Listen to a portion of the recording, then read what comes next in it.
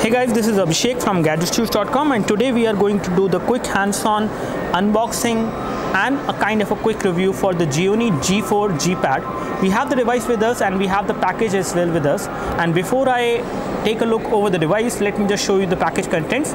So inside the package, if we open it, you can see these things will come within the package of this phone. This phone is already available in the market as of now, and at a pretty affordable price it is available. Taking a look over the display size, it has got a 5.7-inch display, a quad-core 1.5 GHz processor, dual SIM. It is having a dual standby feature as well. This is how the phone looks like, and here we have the actual phone over here. So we will take a look over the phone again. Let's take a look what we have in the package. So inside the package, if we open it, we can see that this is the polythene in which the phone was. You have a flip cover which will come within the package of the phone, as you can see, and it is a very good quality of flip cover which you will get. However, it is not leather but matte finish material, and it looks very good, very nicely stitched as well. And at the back you have a proper cutout for the camera, for the secondary microphone, for the loudspeaker. Everything is there for the section, so you do not have any connectivity blockage with this flip cover. You can actually apply this flip cover onto your Gionee G4 Gpad, and you don't need to remove the back cover. The back cover on this device is again non-removable because it is a unibody kind of a construction. At the top, once we apply the flip cover, you can access the 3.5mm audio jack. On this side, you can access the power and sleep key and the volume rocker. And again, both of these are plastic button, gives you good amount of feedback. However, they are slightly inside the surface of the phone, so you may not be able to feel them at times, but you will get used to it once you start using it. At the bottom, you have the micro USB port for data syncing and charging.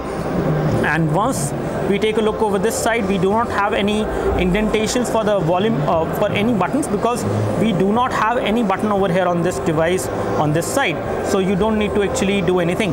But especially when it comes to the overall form factor, this device with this flip cover is actually looking very good. You do not have any blockage for the camera or for the LED flash. There is no blockage for the secondary microphone as well. The loudspeaker of the device is also not blocked. So this is how the flip cover fits inside. Let's take a look what we have in the package apart from the flip cover. So again, just like any other Gionee phone, you get two additional flip cards which will come within the package. You have a service center list. The Gionee India customer service center list is there inside. You have another pamphlet over here. You have the Gionee Gpad G4 user guide over here. And if we take a look over here, we can see that we have the warranty card, so you can fill it. Apart from this, you get these kind of headphones which will come within the package. These are in-ear headphones, the same kind of headphones which you might have seen coming with the Gionee eLife E7. So you have same kind of headphones, in-ear headphones, and then you have the module over here. And again, the module has a button to pick the calls. You do have a microphone as well, but you do not have volume controls. Taking a look over the other things which we have in the package apart from the headphones, you have the standard micro USB to USB cable, and you get this wall charger, the Gionee USB wall charger. And again, this wall charger will provide you the output current of 1 ampere or 1000 milliampere. And these are all the things which you will get within the package of the phone.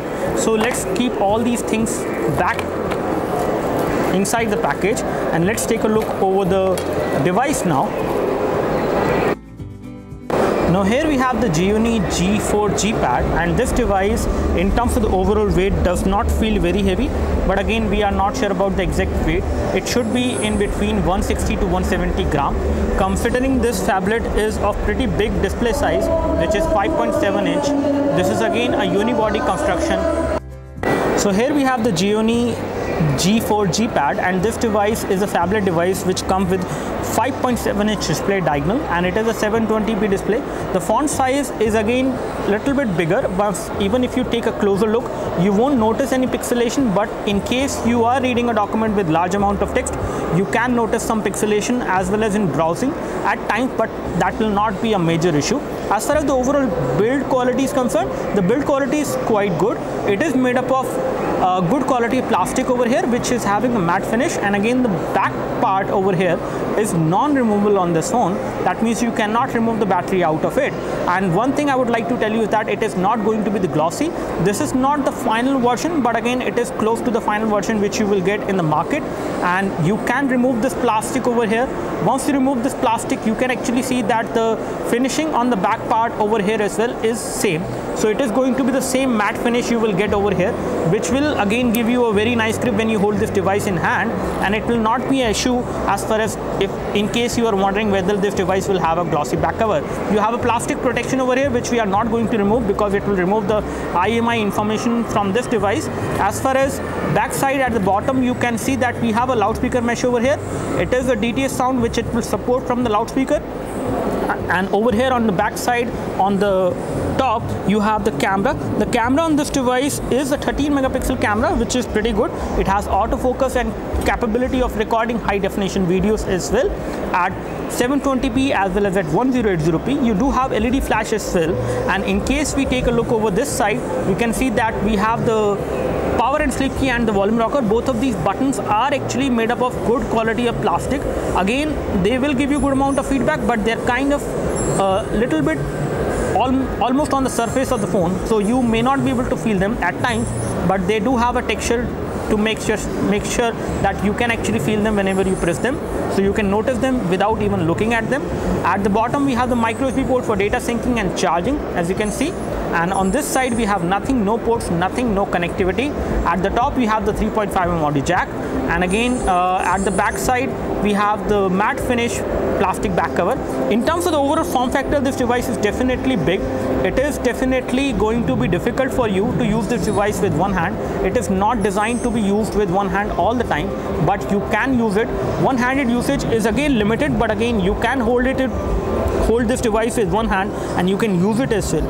As far as thickness is concerned, the thickness of this device is around 8mm. So 8mm thickness is there on this device, which is again making this device pretty slim, and it does not feel like a cheap device in terms of the build quality. It is made up of good quality plastic. And at the front we can see on the top you have the earpiece over here, and then you have the glass surface which is actually being holded through this edge, which is holding the glass and the body, which is again made up of good quality of material, and the kind of finishing and the build quality you have is quite good on this device, even when it is going to be an affordable phablet there in the market. As far as storage is concerned, it is going to be a 16GB storage you will get on this device. 1GB of RAM you will get on this device. As far as multi-touch is concerned, it does support multi-touch, and more than 2-point multi-touch is supported on this device. As far as hardware specifications are concerned, it has got a quad-core 1.5 GHz Cortex A7 processor, and I will confirm that once we do the full review. It looks like it should be a MediaTek 6582 or 6589 chipset. We will confirm that later. And once we go into settings, I can show you that we have the settings UI, which is again slightly customized to make it look different. We have the version of Android running on this device, which is 4.2.1, and which is again not too great because most of the phones these days are coming with KitKat. However, this one is not, but you will get KitKat update on this device very soon as per the information which we have got from Gionee. So if we take a look over the notification center, this is how the notification center look like. The overall phone interface is not customized unlike the other Gionee phones which we have seen. It is not running the Gionee Amigo UI. It is running stock Android mostly. However, there are some customization which has been done. You do have these toggles, and then you can access the settings over here. When it comes to the home screen, you have like 5 home screens approximately, and again you can increase them and you can have more home screen as well on this device. When it comes to the application drawer, you also have application drawer as well in case you would like to have it on this phone. So the front camera on this device is a 5 megapixel camera which can record high definition video as well. You can do a pretty good quality of video chat from the front camera. And at the bottom on the front we have the touch capacitive buttons which do have LED lights, and again they are proper LED lights over there which will light up whenever you touch them. So as far as the MRP of this device is concerned, this device is available in the market for an MRP of 17,999, which is again not too less for a phone of this kind of display size, I would say, but pretty affordable, not too high as well in terms of the price. Now Now talking about the price of this device, it is right now available at an MRP of 18,999, which is slightly higher for a phone of this kind of hardware, I would say. As far as display is concerned, this price is again justified, but again hardware you are getting on this device, which we have just confirmed, is MediaTek 6589 turbo chipset, which is 1.5 GHz quad-core processor, and you have PowerVR SGX 544MP as the GPU, which is again clocked at higher frequency. So in terms of gaming, you will get pretty decent performance on this device. One thing which I really like about this device is the IPS display. As you can see, it has got a very good quality of IPS display, which gives you pretty wide viewing angles. You can actually see the display from almost any angle without any issues. So that is going to be a boom for you for this device. Now let's take a look over the internal settings of this device. First of all, let's take a look over the storage. On storage front, this device has got 16 GB of internal storage, out of which approximately 2.74 GB is available on the phone storage area, whereas 9.76 GB is available for the user. So on this 9.76 GB, you can store application, picture, videos and other data, whereas this storage area is going to be used for applications only. When we talk about RAM, we have around 1 GB of RAM on this device. I can show you the current scenario. Again, we are not running too many applications in the background as of now, and out of 1 GB of RAM, around 407 MB of RAM is free. Again, this device is responsive and the amount of RAM free on this device is fairly good. When we talk about power saving option, you do have power saving options as well on this device, which will help you to get more battery backup from this device over time. So you can enable these power saving options and you can get more battery backup. When it comes to schedule power on and off, you do have that feature supported. You also have other smart gestures supported, including smart dial, smart answer, pause alarm, gesture answer. All these things are supported with the help of the proximity sensor. You can actually wave your hand to browse the camera gallery photos. You can wave your hand to start taking a photo from the camera. So talking about other features of the phone, you do have location access also supported, so you can use this device for GPS navigation. You just need to enable this option over here, and under GPS satellite option, you need to enable the GPS EP assistance and assisted GPS before you can use this device for GPS navigation. It will help you to do precise GPS navigation at times in case you enable these options. You do have a suspend button as well in case you don't want to use these physical capacitive touch buttons on the phone body. You can always use the suspend button, which will allow you to actually control the phone interface with the help of this touch screen. So you don't have to reach the touch capacitive buttons. Again, it is difficult at times to reach the touch capacitive buttons which are there at the bottom on this big display phone. So in this case, you can actually use this feature and you can go to the system settings. You can do almost anything you would like to do on the phone with the help of the suspend button. And when it comes to sound and vibrate options, you do have the option of controlling the sound as per the audio profiles. You can control the volume over here. For the ringtone or for the alarms, you can set different volumes. You do have custom notification for the voice call, video notification and message ringtone. You can actually specify different sound. You do have a dual SIM manager as well, which is not right now active. So again, as we told you that this is a dual SIM phone, so the SIM card 1 and SIM card 2 will go over here inside. It will support 3G as well for the SIM cards. When it comes to the micro SD memory card, we cannot find it as of now over here, but it should have it, I guess. Okay, we would like to confirm that you can insert 2 SIM card into this device. Both of the SIM card can be the normal size SIM card.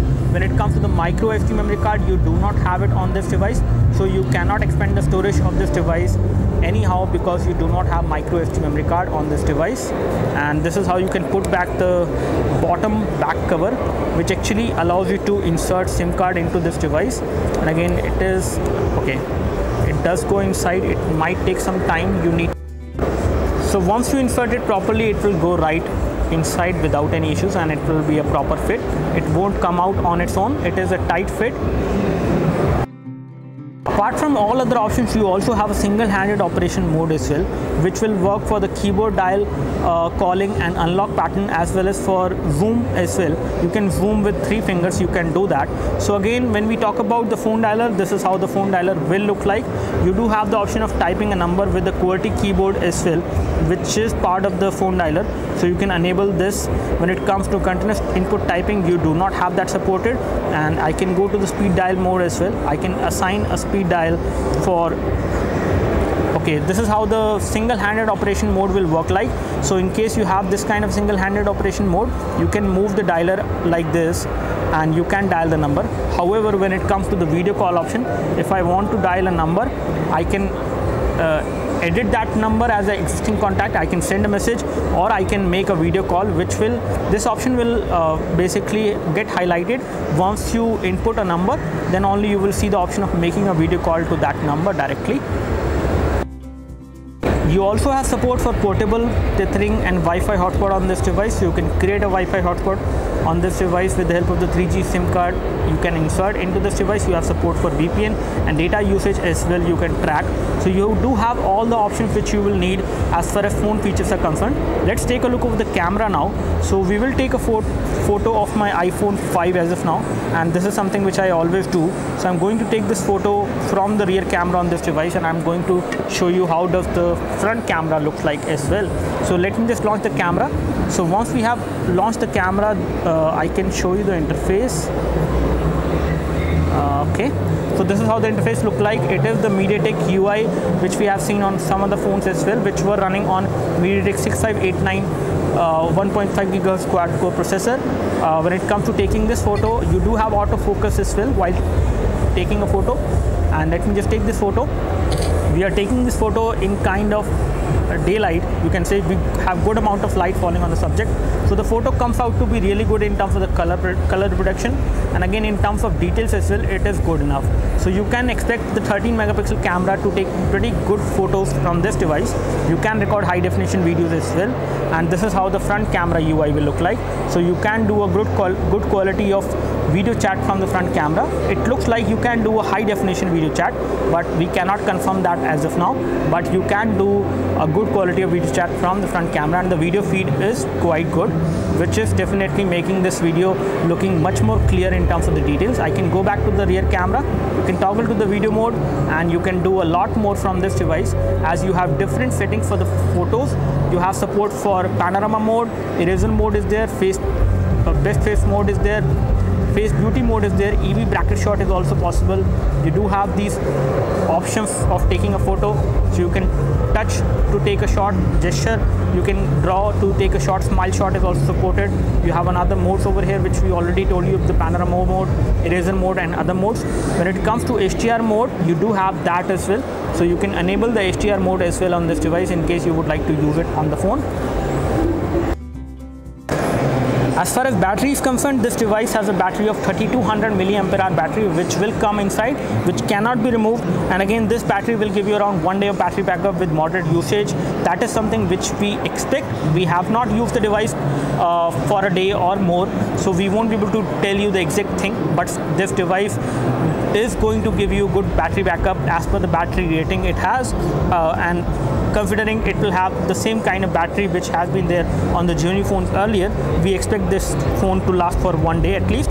So this is all we have as far as the quick hands-on unboxing of the Gionee Gpad G4. This is an older generation device, however it is still there in the market. It is going to come for a pretty affordable price, I would say, in the market. It is approximately 14 to 15,000 rupees. For this price, this 5.7 inch display phone, which has got an IPS LCD display, pretty good viewing angles, pretty good gaming performance, and the kind of hardware configuration you get on this phone is pretty good as well.